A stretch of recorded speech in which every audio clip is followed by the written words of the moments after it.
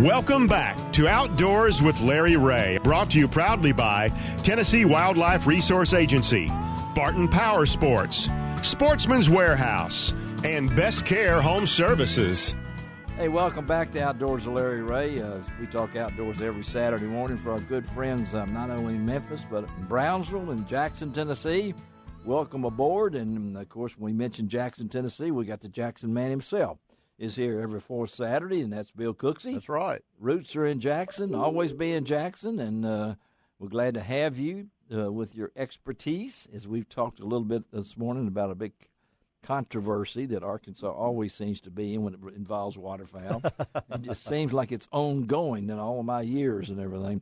And, of course, I have my crappie fishing interpreter here with me right now in case the next man uses any word that's longer in syllables than his name.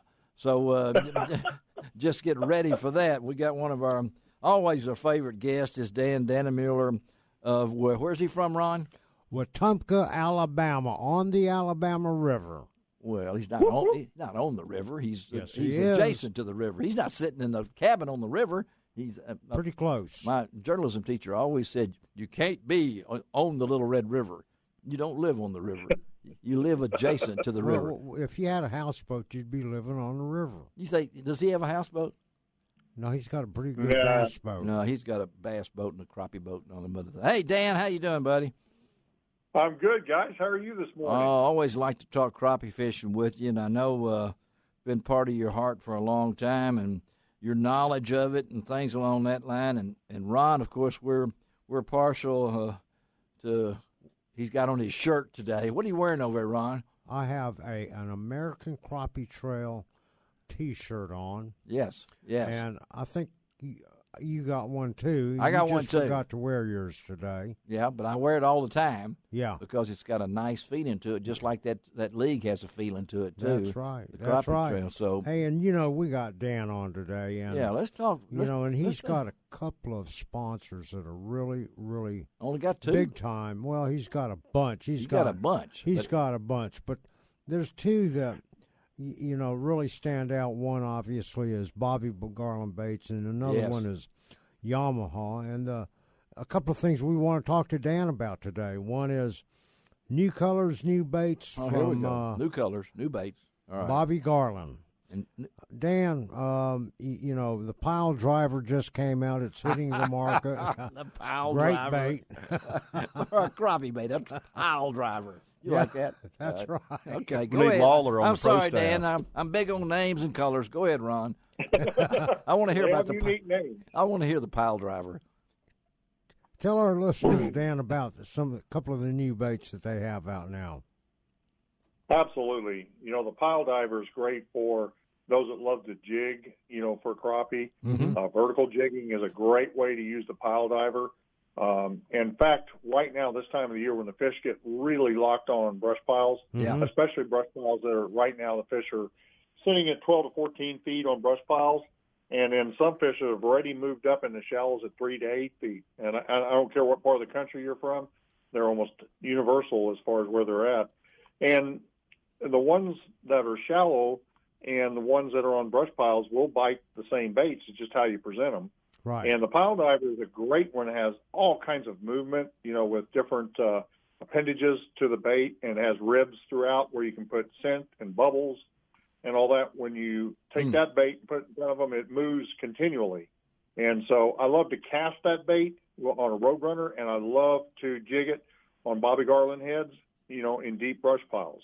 So, and it comes in one of my favorite colors, which is monkey milk, which right now the water. What color is that again?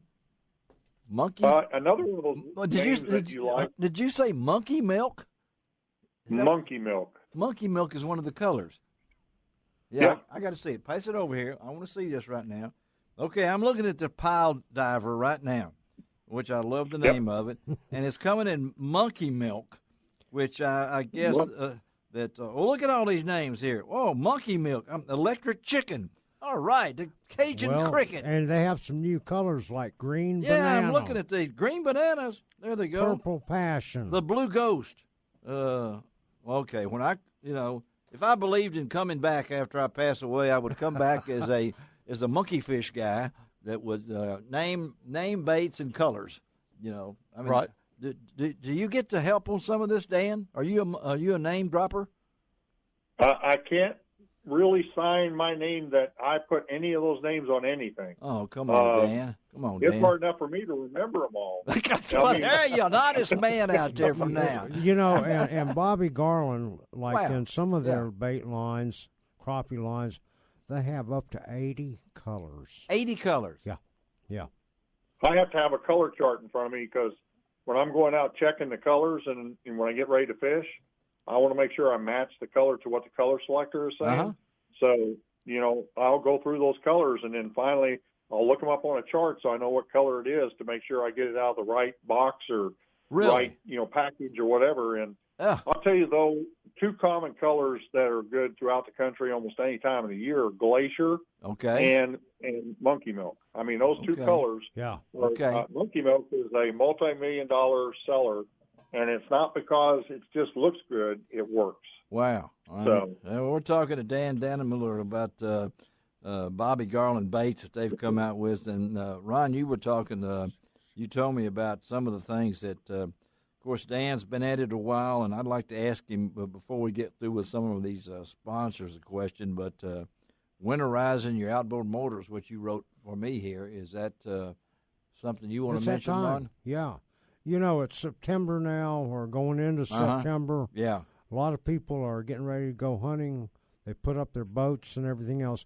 Dan, it's important to do a couple of things to your outboard, and Yamaha makes a good, they have some good advice for people and what to do, right?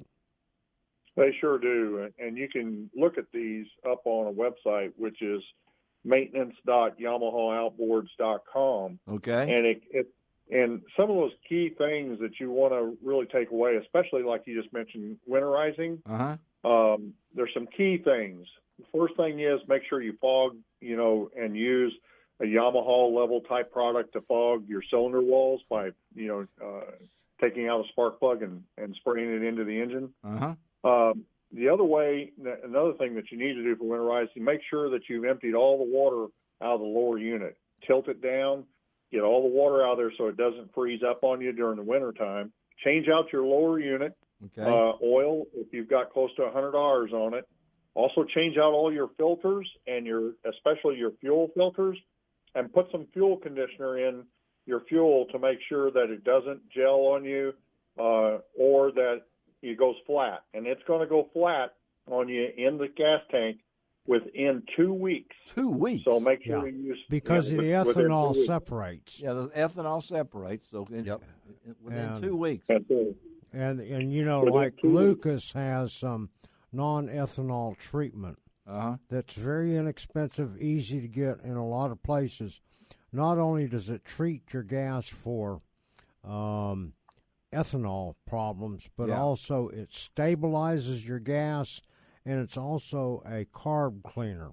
Wow. 3-in-1, good stuff. That's good stuff. And and I know Dan's giving us some good information here. Now, Dan, I know I'm not going to age you. You've been at this for a while. Just say that for a while. And talk about the evolution of crappie fishing today compared to, say, 10 years ago. Yeah. 10 years ago, when I first entered this market in crappie, because I was a bass fisherman doing all the tours. And 10 years ago, the first tournament I walked in on, it was all what you would expect from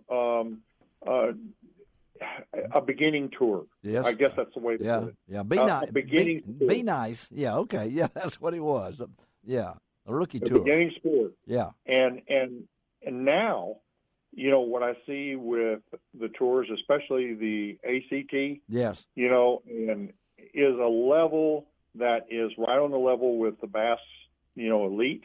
Okay. The way that the rules and the tournaments are conducted and how the weigh-ins are conducted and the professionalism of the fishermen is getting to the point to where it rivals the bass world. It's come, I guess the word I would use, light years ahead of where it was 10 years ago. In a decade's time, we've seen this happen where it's gone from just maybe we'll get this tournament under. We don't know if we're going to get results in the paper, all these kind of things.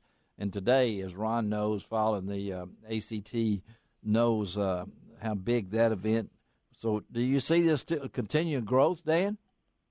Yes, I do. In fact, the numbers for this year, I've talked to both Tours and Crappie USA as well, both at Crappie Masters, ACT, and Crappie USA. All across that whole spectrum, the numbers are up.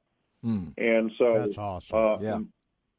And so I think what we're seeing there is we're also seeing the median age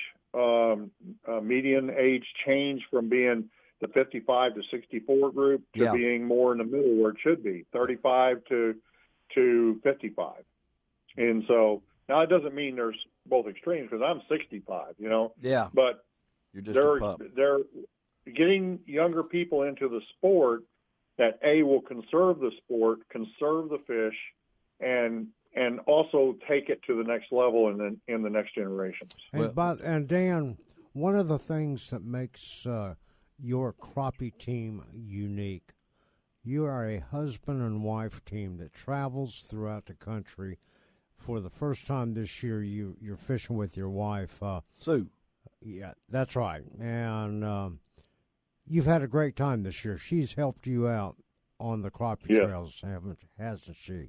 She better. She has. Keep him straight. That's what she. Well, she was telling me that Dan is no longer as hyper as he used to be. Yeah. Well, maybe I need to bring my wife to the show every weekend. It'll settle me down. Let me ask Dan before we get out here.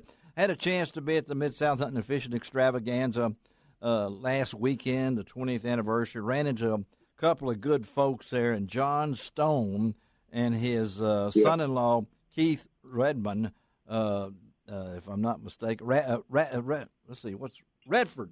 Yeah, that's just like Robert Redford. With the TwoWay Fillet. The TwoWay Fillet, and who do I see up there on video is Dan Dannenmuller with a video. I understand you have hooked up with these fine people. You're going to Kansas next week to film another commercial. So quickly tell us about that relationship before we get you out of here. I'll tell you that was just one of those God-given things.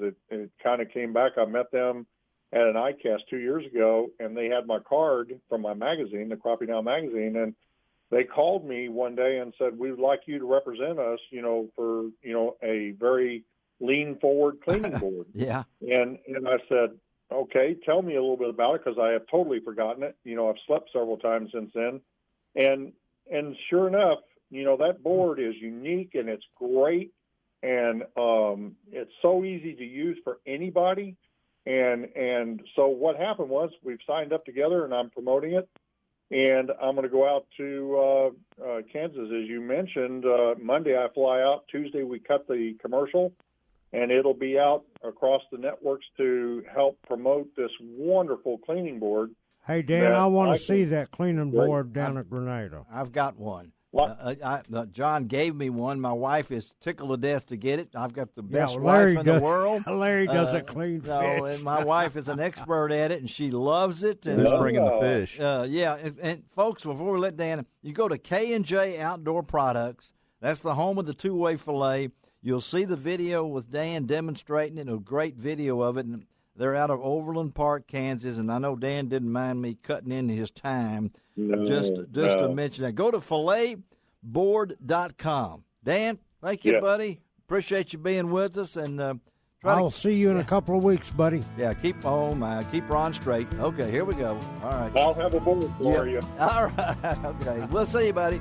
Let's take a break on Outdoors. Thank you, guys. All right, let's take a break on Outdoors with Larry Ray and come back, and we're going to talk Japanese wood. Well, it's American now. It's a big company. We're going to talk. What's the name of this again? Yozuri. I love that. Be right back.